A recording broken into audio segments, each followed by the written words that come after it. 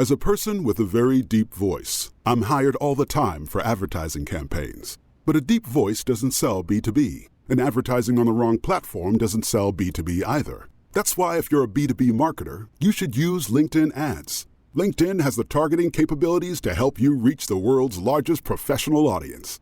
That's right, over 70 million decision makers all in one place. All the big wigs, then medium wigs, also small wigs who are on the path to becoming big wigs.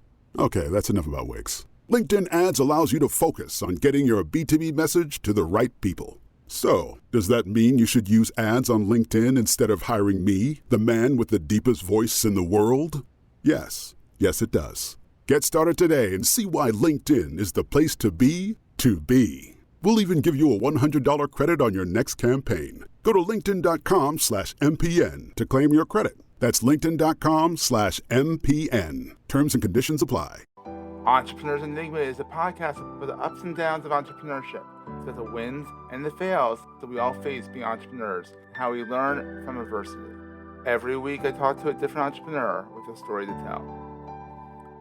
I'm Seth Goldstein. Come with me on the journey. This is Entrepreneurs Enigma. Let's get started.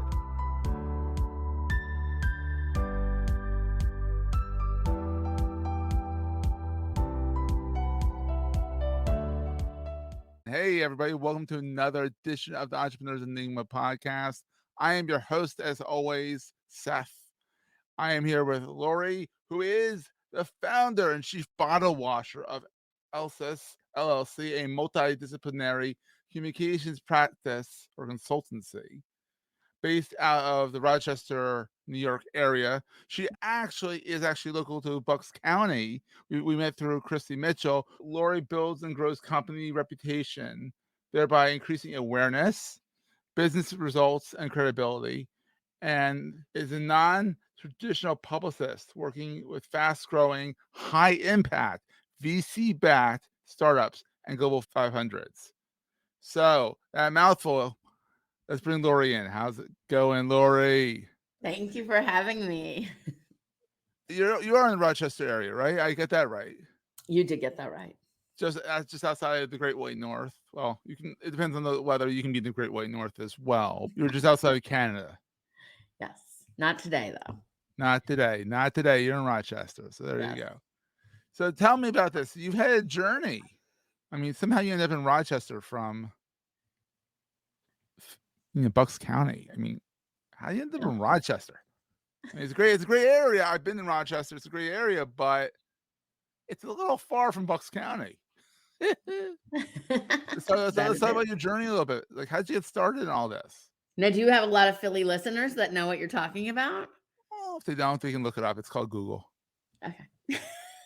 Bucks County is literally just north of Philadelphia. It's in the county just north of Philadelphia County, because Philly's a contiguous city-county thingamajigger going on there. I think it's the only one that's actually, I think Philly, to get a little tangential here, I think Philly's the only city that is contiguous with the county.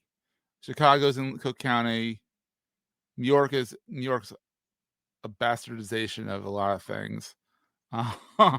New York is, I think, it's their counties, their boroughs, their city. It's a lot of everything. And she's Googling.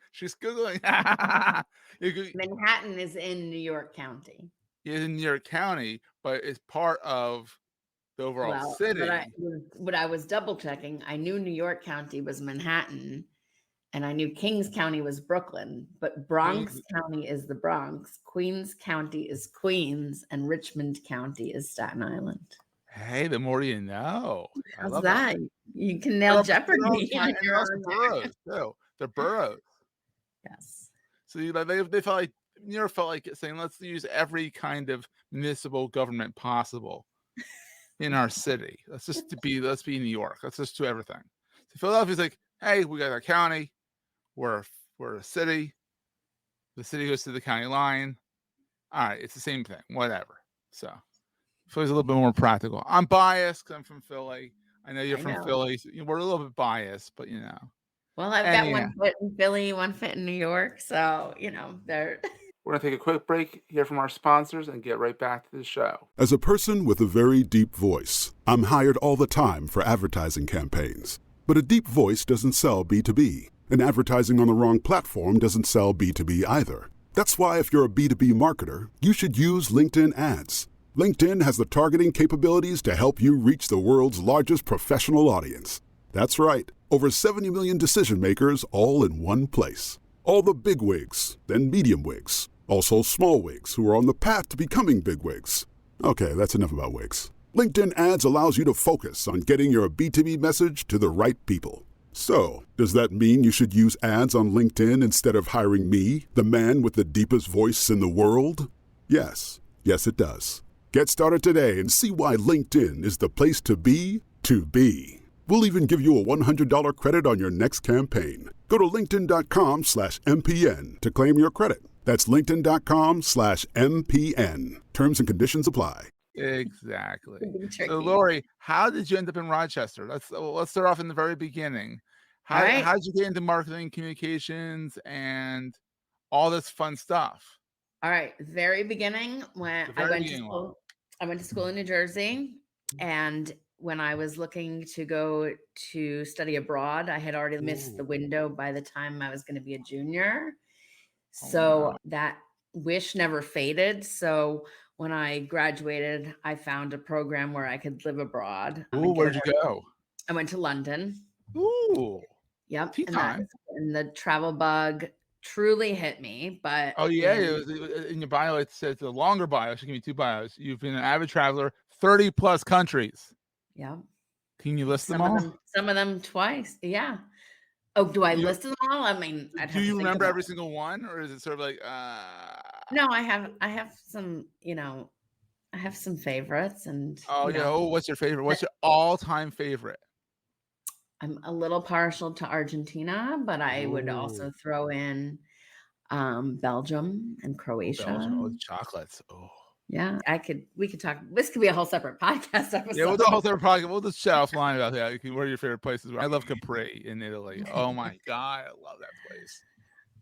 But when I was in London, I was like hell bent on working on an ad agency. And Ooh, good place. so I, email, I'll date myself, but email was still pretty new. So I Mhm. printed out resumes to all the big ad agencies in London. And I remember that. I remember doing that. I did that. We're in the same age, so I remember the printed resume. I remember mailing those suckers to news outlets to get jobs. Oh, I remember that. Oh, it's painful. And so while I was doing that, I picked up a couple of random jobs in London, but then the job that stuck is a good word. I wound up I'm working in a publishing firm in London. Ooh. So that felt like, okay, this is like, it was very startup vibe. And Ooh. yeah, it was pretty cool. And then when I came back after living abroad and traveling, I needed to find a job here. You need to grow up in the United States now. It's like I know. these are fun. These are fun. Now it's time to come back to reality. Oh, God. It was awesome there. But I came back and I wound up starting to work for a company that was from the UK that was getting established in New York. Well, that's perfect. So their first day in the office was my first day. We went like furniture shopping and everything. So it was a Oh, healthcare. you really started up with the startup. Oh Wow. yeah. That's fun.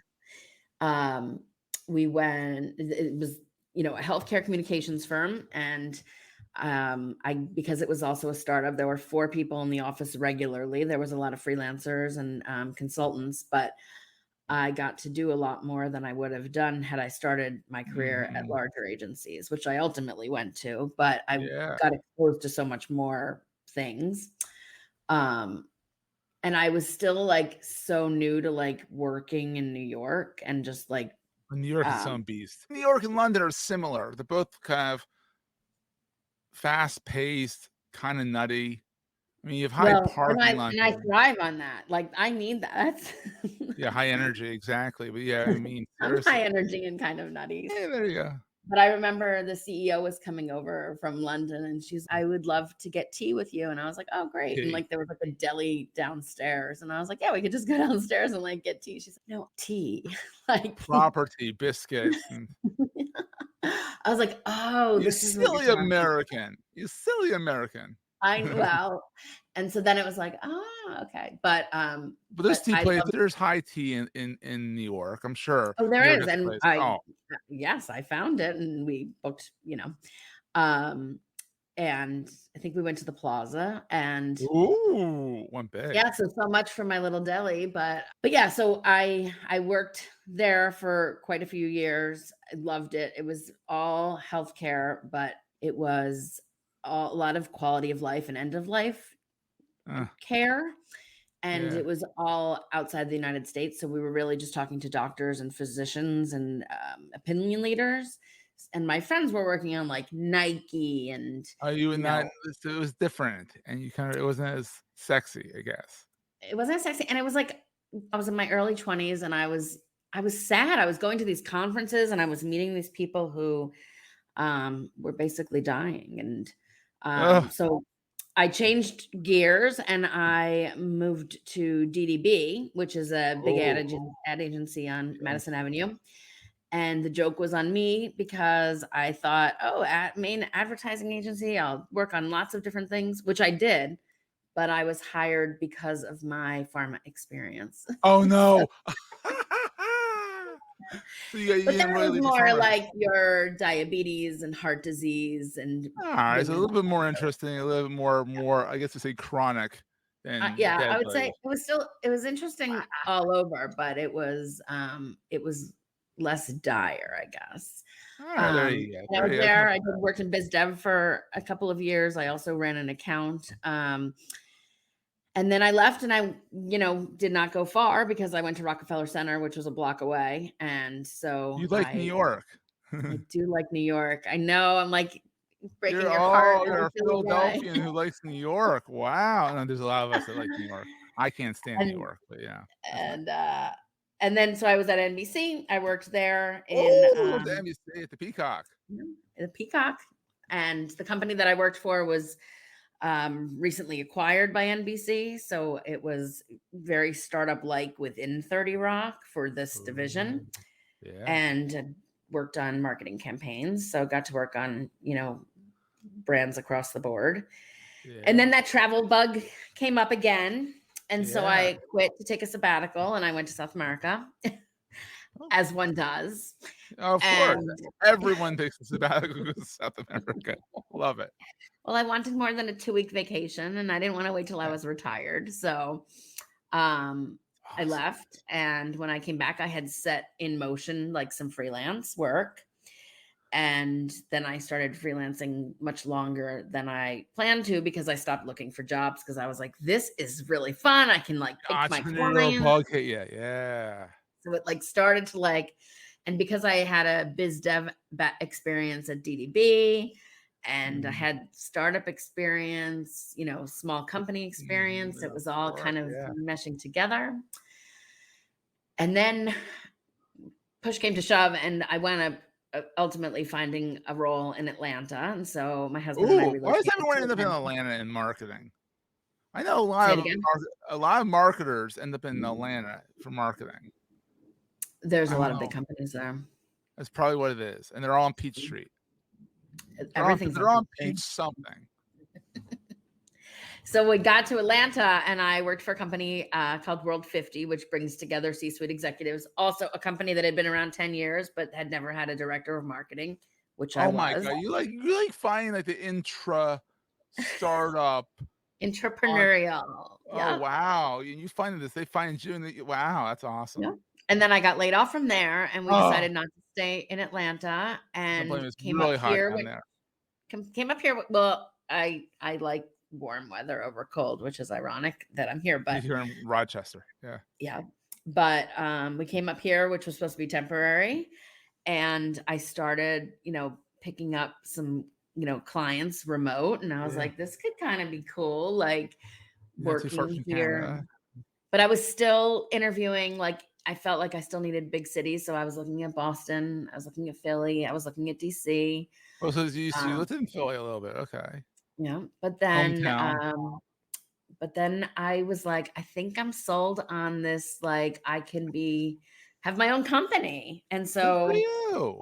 Yeah. So I've been doing this since, on and off from 2012, but after the layoff was 2015, and then I made it official in 2018, and I applied for my LLC. So actually, August of 2023 is 5.5 years officially.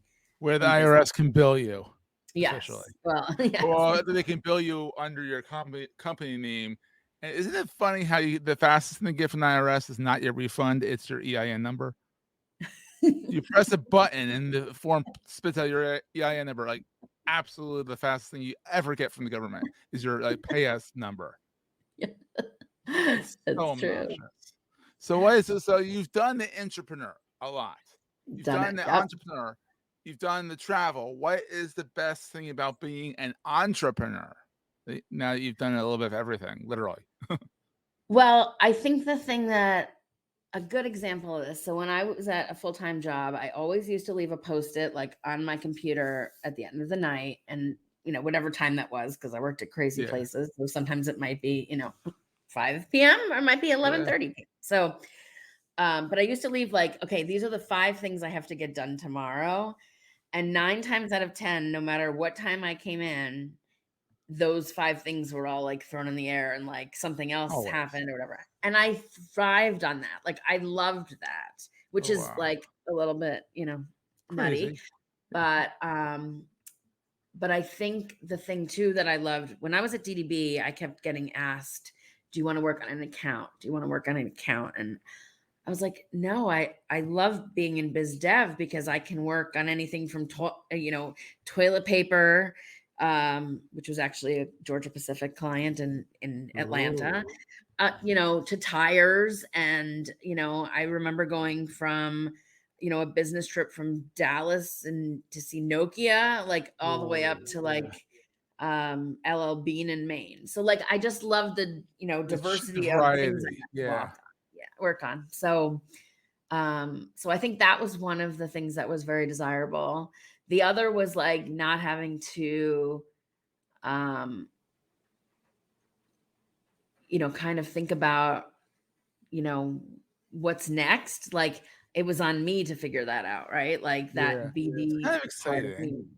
Yeah. That never, that doesn't go away. So, being able to, the adventure, the chase, whatever that is. So, that is, that's kind of fun. And I, now that I have a child, like the flexibility is great, so, you can tell your clients, not today, I'll talk to you tomorrow. Well, where I just block out my calendar and don't make meetings at those times. So it helps too. Exactly. So what keeps you up at night besides your child? What keeps you up at night? Like being a business owner. Biz dev, the thing that you love keeps you up at night. Yeah, I love it. Well, no, it keeps me up because maybe like that's when I'm doing it. But that's a good point. But I think being able to keep all the balls in the air for different clients, because there's different phases of things, and because it's just me, it's really important to know exactly what is needing to be delivered, because I could be on 4 calls on a row and I need to change gears super fast, and it's tough. That's it's kind of fun. It's fun, but it keeps you up at night, or it keeps you awake at night. That's awesome. Yeah. So what is the most important thing to carry with you all the time? Most important thing to carry with me all the time. I mean, I want to say passport, but is that what you're looking for? Handy. That comes in handy. You never know when you're gonna like stumble into Canada. I guess you can kind of stumble into Canada from Rochester. Say it again. What is it? 20 minutes? I think you can stumble into Canada. No, it's about an hour to the border. Oh, so that's still pretty close. It's like it's from Bucks County to the Jersey Shore. Exactly. Only the Jersey Shore. Well, the Jersey Shore is like a different country too. Yeah. That's a reference. Now that's a reference for the Philadelphians. They understand down the shore is like a different country, whereas Canada is probably less of a different country than the Jersey Shore. So we'll leave it at that. Or even the fact that you're saying the Jersey down the shore versus at the beach. Yeah, I know. Down the shore is definitely a Philadelphianism. Yes. And especially a lot of times it's not down the shore. Sometimes it's up. Sometimes it's due east. Sometimes it is down the shore. Depends on what beach you go to. And that's the thing, depending on where you are in New Jersey, some people say at the beach. Do they? I think Yeah. they still say down the shore if they're going up. Well, if Going you down live at the beach, you don't say down the shore. Oh, yeah, let's go to the beach today. Yeah, or let's go. That makes logical sense actually. That's funny. Anyone that is not in that area is not going to understand these references. So other than your passport, what do you need to carry with you all the time? This is a stumper. I don't Isn't know. it a good one? But it doesn't have to be a physical item. It could be metaphysical too. A positive attitude. I love it because you definitely have a positive attitude. I mean, you love biz dev. You're a go-getter. You're rah, rah, rah, rah, rah. I love it. I love it. High energy, high impact. What do you bring all the time? Oh, no, they're actually throwing it back at me. I would say my positive attitude, oftentimes my perseverance is a good one. I like that one That's too. a good one. I think we both have perseverance because you have to be an entrepreneur. I have a former client turned friend that called me pleasantly persistent. Oh, I like that. That's a positive negative. I love that. It worked out well. So, Lori, where can people find you online? Like, where do you hang out the most? I would say LinkedIn and what was Twitter. So trying to find a new home for that. God. Oh, he didn't even rebrand. He changed the logo file. So I would say What for an now, idiot. LinkedIn. I'm sorry. I'm going to go there, but what an idiot. Anyhow. So we'll put your LinkedIn into the show notes. We'll leave whatever. And you I've want to call got, in advance of Twitter blowing up, I have a Threads account. I have a What do you host think of account. Threads? What? Say it again. What do you think of Threads? Let's start asking that. I feel like there's still, it's still early, right? It's still practically a Yeah. beta, but I feel like there's potential. There's definitely potential, and if it federates with the metaverse, or not the metaverse, it's already the metaverse. It's already part of Meta, but if it federates with the Fediverse, Mastodon and all those other things. For those that let them play in the sandbox, a lot of them are saying no Meta, and I'm like, okay, guys, calm down. We don't know what it's going to happen. It could get interesting, and I'm excited to see what's going to happen with that. So it's going to be interesting, and especially because for what I do anyway, like most of my journalists were on Twitter, and so finding them, they're there. But that was always my research. My research. You hunt them down again, exactly. So, Lori, this has been so much fun. Likewise. And we'll see everyone next time. Thank you. That was a great show. If you're enjoying Entrepreneur's Enigma, please review us in the podcast directory of your choice. Every review helps other podcast listeners find our show. If you're looking for other podcasts in the marketing space, look no further than the Marketing Podcast Network at marketingpodcasts.net.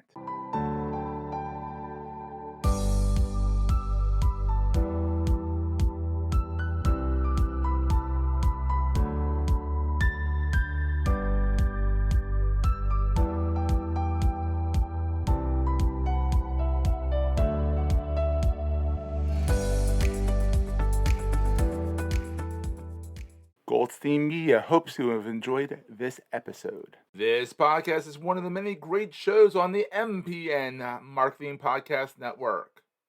You may know you're listening to this show along the Marketing Podcast Network, but did you know there are other great shows on MPN to help your business? Steve Turney hosts a great podcast geared toward mental health marketers called The Boost.